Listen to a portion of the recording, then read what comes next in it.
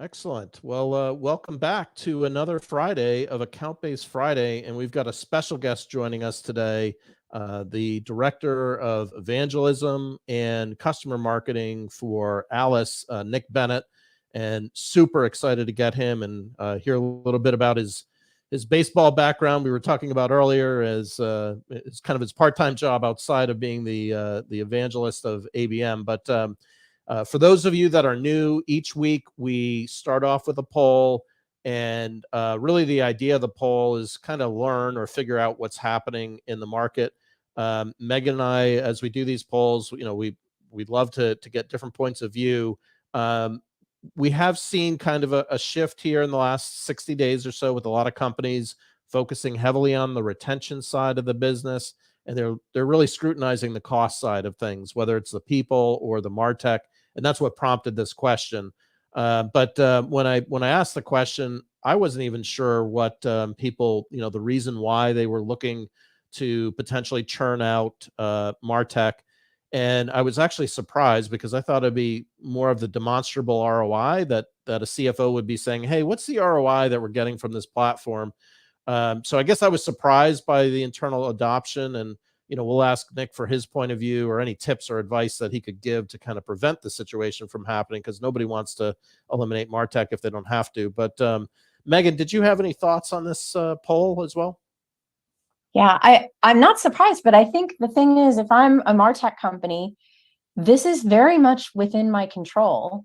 Or if I'm a marketing leader, this is within my control to fix. So if you buy something with all good intentions and think it's, and it's connected to you solving a particular problem, then it's, up to whoever is responsible for change management to make sure that people are enabled to use the tool, understand why the tool should benefit them, and sort of keep beating that drum. But it's up to the martech provider to say, here are the milestones that we're going to help you to hit. Here are the resources we're going to give you to make it easier to adopt. So it's kind of unfortunate because a lot of times if you're not doing that work, and Nick, talking about customer marketing, right? If you're not doing that work, you have a very different kind of a leaky bucket going on in your funnel. And it's happening after all that hard work you did to get the sale, because you're not then maintaining the sale. So I would hope that this is a bit of a wake-up call to say, oh my gosh, like if I'm creating my own problems, then I can solve my own problems, and I should be addressing, the post-sale experience and making sure that I'm putting just as much attention on that, because, this is avoidable. That's a great point about you kind of making your own bed there as a marketer. I don't know, Nick, you've been rolling around in martech for a while. What's any advice or suggestions on either reaction to the poll or what you could do as a marketer to maybe prevent the situation? Yeah, I mean, I think kind of like what Megan mentioned, like it makes a lot of sense. Like you're in control of what you can do there. This is fixable. But as a marketer, like you don't have to rely on specific people in the business to always enable the correct people. Like as a marketer, I jump in and I'm helping enable people left and right, because I know that I want to see the adoption of the different tools that we've invested in. And trust me, we've invested in a lot of tools, and we were talking about that earlier, and making sure that we get the most for it for the size of company that we are. I don't want to say it's all hands on deck, but to a certain degree, it is all hands on deck. Everyone has a responsibility in making this work. Yeah, it's a really good point. And I just want to bring up a couple comments here too that I thought were really interesting. In addition to what you're saying, Nick, about you can really take the ownership of it. And John, who obviously he's a CMO of a martech company, so he might have a bit of a biased point of view on this, but I thought it was really thoughtful, similar to Nick. Like you really need to look at that process first before you staff up. So you really got to think that through before getting the martech, and really making sure that the process, like he's repeats the word process here a couple times, and that's the big thing that I've seen. I've made a business out of it, of companies that don't have that process. It's easy to buy the martech, then they retrofit the process around the martech, and you're kind of chasing your tail. I thought another interesting point too was actually my former head of sales, Matt, where I hadn't really thought about this until he posted it, where he was like, yeah, the team is more involved in some of these tools than the leadership is. And that's I think a really good point, that it's a different experience for a user than it is for a leader. And a leader can just say, yeah, we're not going to do this, but the user's invested. So I don't know if you guys have reactions to either of those points of view. Yeah, the leadership. Go ahead. Oh, go ahead. I was just going to say, we were talking earlier about, situations where companies also kind of overbuy tech, where, for whatever reason, you find yourself with extra budget, or you get too invested and you end up buying a bunch of tools. But I think what John's comment and what, we were speaking a little bit about earlier, and the results of the poll sort of say, hey, too much tech is as much a problem as too little if you can't really resource it. But I would be curious to get your take on, how to avoid sort of overbuying tech and what gets people into that situation. Yeah, it's interesting because I feel like we've been in this situation where we've overbought tech before, and then it leads to adoption issues. It leads to different teams using different solutions for almost the same thing. And we're not a 5,000 person company. We're like 100 and something people. And it's not like, we should know what everyone's using across the board and what that tech spend looks like, from sales to marketing to CS to finance or whatever. And we're definitely seeing the ability, we're starting to streamline the process a little bit more and really doubling down on what can make an impact, and kind of removing the pieces that, again, adoption issues, whether it's on our own impact that we're causing those adoption issues, or it's just like a bigger piece of that. We are seeing a better streamlined process for how this kind of process goes of buying something or utilizing it. What's the ROI you want to see from it? But again, we still have so much tech that we're still at the point of trying to figure out what is needed, what do we actually want to do with this? And then, with some shifts and priorities and things, it's having people who maybe haven't been a part of being an admin of a specific tool before, now having to take this on and going through this whole process again. So, the martech landscape changes so quickly, and people change. We talked about changes in companies happening now. It's just going to, continually happen and have that snowball effect, I think. Yeah, it's a great point. And I think you're right, because there is so much change that's going on right now with, people in between opportunities or moving opportunities on their own. It's almost like a headwind of adoption when you think about it, because sometimes somebody buys a tool, then somebody else inherits it. There's a lot of turnover, and then the tool's also changing at the same time. So there's just so many dynamics there that are kind of crazy. Nick, I'm curious, you've got a unique role. At least I think, ABM evangelist or ABX evangelist. What does that entail? What does that mean? What are you seeing there? What are you doing?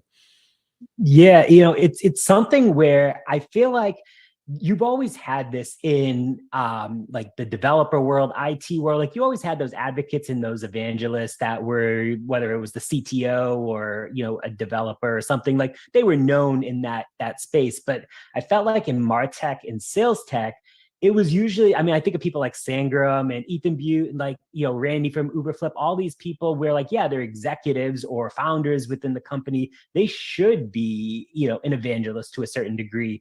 But what does it look like for people that are in that director or slightly higher phase that help want to pave the path for what this looks like in the martech and sales tech space? And it was something where I was already doing it to a certain degree. And a couple months ago, I was asked to take over customer marketing. And I said, great, retention, I get it, 100% down market, I'm all in. And I said, part of that though, and I said, I think it runs really nicely together with evangelism. And I made the case for what I believe evangelism is. And I think it's a mixture of infusing those insights and learnings that you're getting from, talking to other people, communities, network, things like that, and infusing it back into the business. It's jumping on prospect and customer calls. I probably join about 7 to 10 calls a week. And it's usually strategy calls, talking about, hey, how can we leverage gifting a direct mail in a better way to help a company that maybe hasn't thought about it before. I run my own podcasts. I do a lot of other podcast events, and it's just getting the brand out there without really talking about it. even in my content that I create on LinkedIn, like I don't talk about the company at all. I just try to hopefully deliver value to one person a day. That's my goal. And if I can do that, the amount of people that then, will submit an inbound demo request, say like, hey, I heard about you in, LinkedIn or something like that. It all plays to that organic effect. And again, at zero cost. And then the last thing, which I think, ABM, ABX, I feel like it's been such an important thing these last like 5 years or so. I think in 2023, you're going to see more and more B2B companies double down on like influencer marketing, or even like working with creators a lot more to create like UGC, like user generated content. And we're doing it internally. And I've worked with some companies on like some other things, like as part of their campaigns. And I think you're going to see a lot more companies doubling down on that going forward. Yeah, I think you're right. The what you need to do to stand out in terms of quality of content, uniqueness of content, impact of content, and engagement, like that bar is high. There are a lot of really good people out there creating terrific stuff. So if you want to, you better be good just to get there, like to be permitted to play. But then if you want to win, like that definitely raises the bar. But speaking of that, one of the things, as you said, you've been helping to build account-based programs for a number of years now. What are the things that, you would say make the biggest difference to a successful ABX program? Like, what do they do that others that don't get as much value don't do? I think it's, being able to be personal, relevant, and thoughtful, and like the delivery of it. And we've always, it's funny because I join a lot of the calls that I join, they say, I'm building out an ABM or an ABX strategy right now. I want to use like gifting or direct mail as part of it. And I say, the first question I ask is, what does your like strategy actually look like? And I'll get a completely different answer every single time. It's like, our leadership team told us we should be doing this. Sales gave me 300 accounts and said, go after these. We want to invite these 50 accounts to some of the events that we're doing. But like, that was like their only piece of it. Like, it wasn't encompassing like that full funnel motion. And for us, like, we try to think of it as like, all right, great. We know our ICP. We have it very, very honed in. I've been doing persona work for a while now. We then layer in a piece of intent on top of that. We don't look at MQLs or anything like that. We base it on the MQAs of the accounts that we're going after. From there, we're moving to that ops stage, to acceleration of the opportunity, to close one, to retention. So we try to look at it across the entire funnel.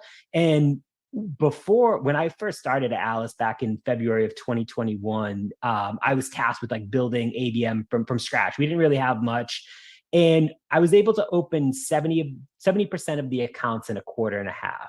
Now, it sounds really great. Like any leadership team, but wow, it's amazing. You probably drove a ton of pipeline. I did. The issue was we were such a small team, strapped from a bandwidth perspective, that I didn't think about the acceleration aspect of it as much as I should have from the creation of pipeline. And so I also didn't enable the sales team to utilize the tools that we had and we should be using every single day, and treat these opportunities as something different. So we've kind of, that was the old 2021 strategy.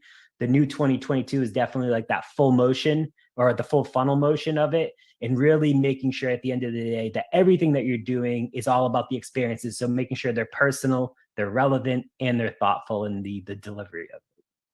Just double clicking into the 2022 strategy, if you're able to share, and you may or may not be able to share, whether it's you specifically or what you've seen with other companies. Have you seen any, like, it seems like the tale of 2 years here, where the first 6 months were gangbusters. We were all like flying and things were great. And then the second half of the year happened and it was like a completely different year. Has the ABX strategy or the thought process changed at all, first half to second half, or whenever that inflection point may have been? Yeah, it actually has. And it was more so to kind of take a step back to make sure, one, that we had the correct primary ICP, and not only primary ICP, but the secondary ICP.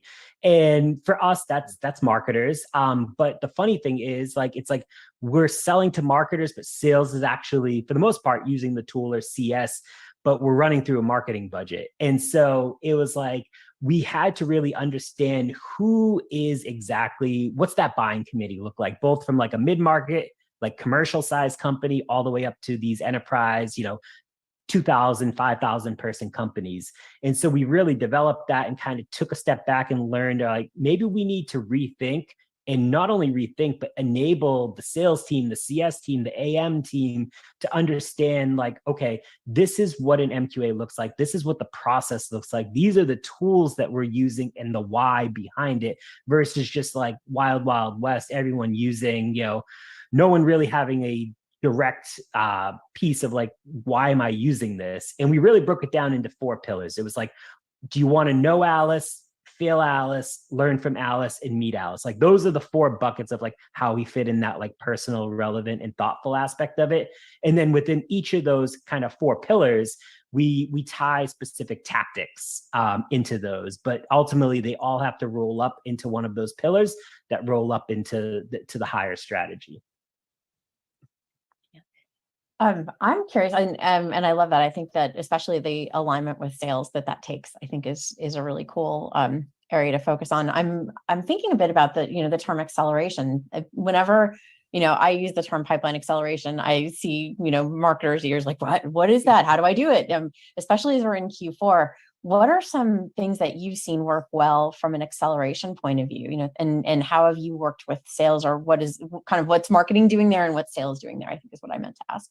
Yeah, so it's kind of interesting because I feel like maybe it's the field marketer in me, but I mean, doing field marketing for the last 10 years, I feel like you're pretty much focused on that middle and bottom of the funnel. You are like the field marketers, one, are the closest to sales usually, but also they're the ones that are helping accelerate those opportunities from the creation of demand that your demand gen strategy kind of like brought in top of funnel.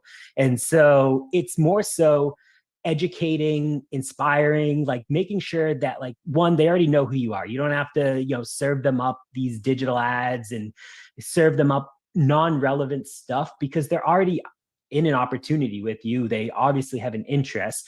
It's more so, how can you decrease time to close and increase ACV at the end of the day? And so it's a mixture, and I think it's not relying on a silver bullet of one channel or one strategy. It's an amplification of all these channels working together through events, direct mail, paid and organic, like search, SEO. Like it all comes together to amplify, to get these target accounts basically down funnel quicker, and in making sure that you are working, it all comes back to working with the right ICP as well. It's like, if you know your ICP and you know the people that you want to win and you get them into the pipeline, you should probably convert those at a higher percentage than non-ICP accounts.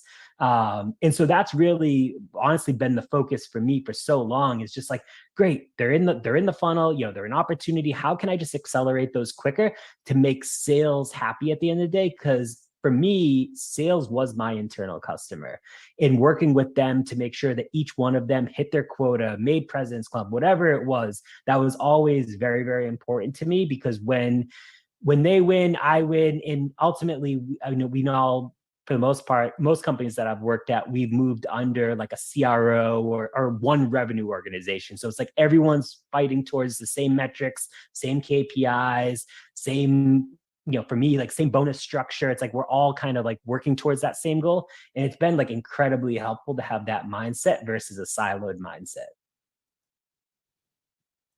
Yeah, I love that perspective about the multi-channel. And I think, as marketers, we sometimes really understand that it's the non-marketers that seem to have a more challenging, viewpoint on that. They think, oh, it's like coin operated. You just drop a coin in webinar and out comes coins on the other side. When in fact, you've got to touch, reach out and touch, and especially in this environment with people at home, people at work, it's just really, really challenging.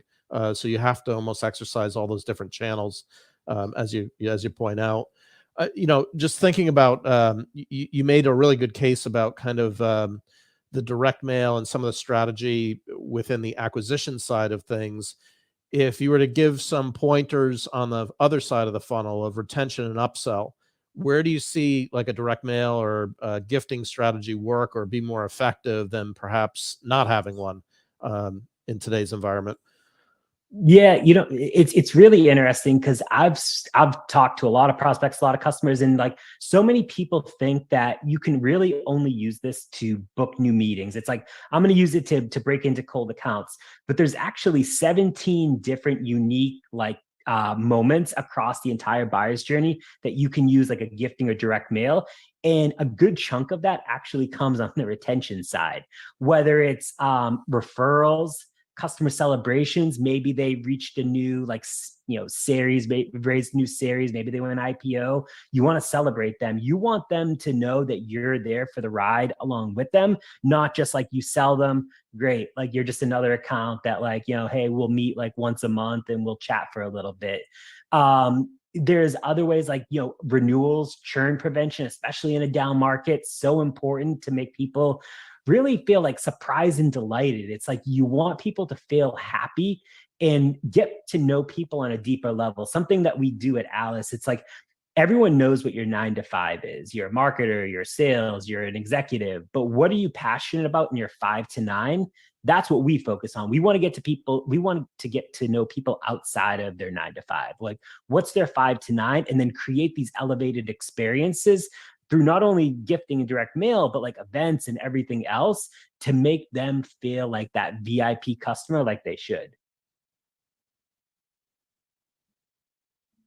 Yeah, I love that. And I'm thinking about, what are those moments that will help you to stand out? And it kind of goes back to what we were saying at the beginning of the call, right? Like you've got this whole post-sale journey where you've got a responsibility to help that customer be successful and continue to improve and expand that relationship. And this sounds like a really great, option to think about that probably not as many people consider. Hopefully, if you have any content on that, I know people like to look at these recordings after the fact, so we can always put in a link to anything that you'd recommend people take a look at from your body of work. But John, you've asked the important question, which is Lenice, Michael, Christina, anybody who has questions for Nick in our last couple of minutes here.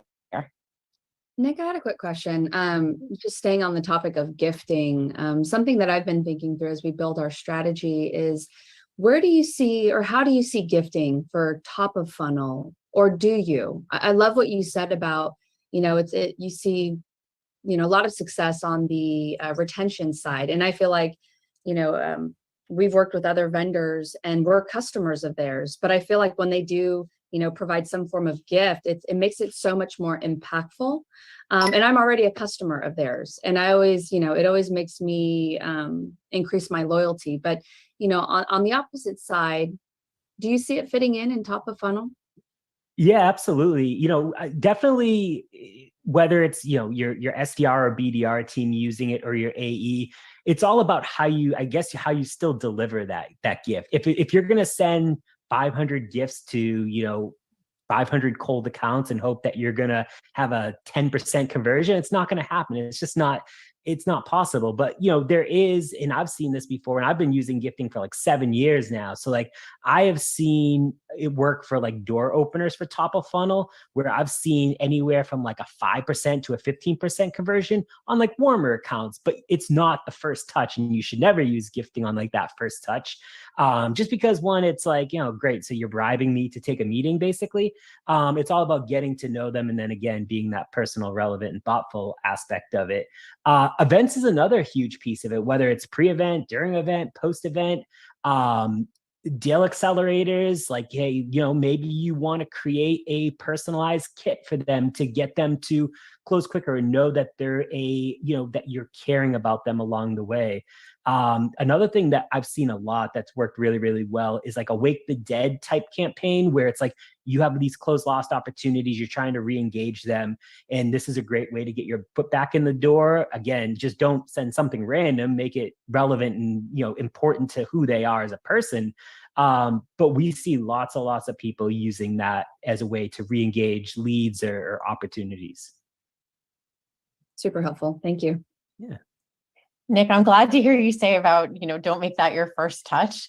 I remember when I had a new CMO job, this massive bouquet of red roses shows up, like huge. And first of all, it was just by chance I was in the office, because I didn't, work out of the office typically. So that was a chance they took. The other thing was the card was like completely cryptic. I'm like, what is this? Who are these people? And to this day, I couldn't tell you the name of the agency that spent a pretty penny on some lovely roses that, but like, why? And it just seemed like one of those things where I'm sure there was a strategy behind it, but we weren't there in our relationship. It's kind of like, on a first date, when you've just like been set up with somebody, if they show up with a massive bouquet, you're like, whoa, okay, I don't think so. Yeah, it's the same thing. Like, don't send me presents before we're friends. Yep. 100%. Yeah. Anyhow, but thank you for that. Any other questions that folks have, or John, any thoughts you want to get Nick to share with us before we close? Yeah, as usual, more content than time here. So Nick, this has been fabulous. Great content. Really appreciate you investing the time. We didn't get to talk about your baseball part-time career much, but no, really grateful that you came out and shared a lot of the pointers, I think, around on both sides of the funnel. When do you use gifting, when not to use gifting, and what does the evangelist role do? So no questions from me. Next week, actually the next 2 weeks, we've got Tamara Yaravoy coming out from Vina Solutions, and she's a practitioner. So she'll be talking a lot about demand gen, the demand gen side of ABM. And then in 2 weeks, we have the CMO of Zoom Info showing up. So I know everybody wants to bring their arrows for that one for a lot of different reasons, but Zoom has been pushing hard on a bunch of different directions. They're like the 800-pound gorilla now in terms of capabilities. So we're excited to welcome Brian Law in 2 weeks to our Account-Based Fridays. Megan, is there anything else to close out? No, just thank you to everybody for joining us today. And Nick, thank you so much for being here and sharing your great ideas and insights. Awesome. Thank you so much for having me.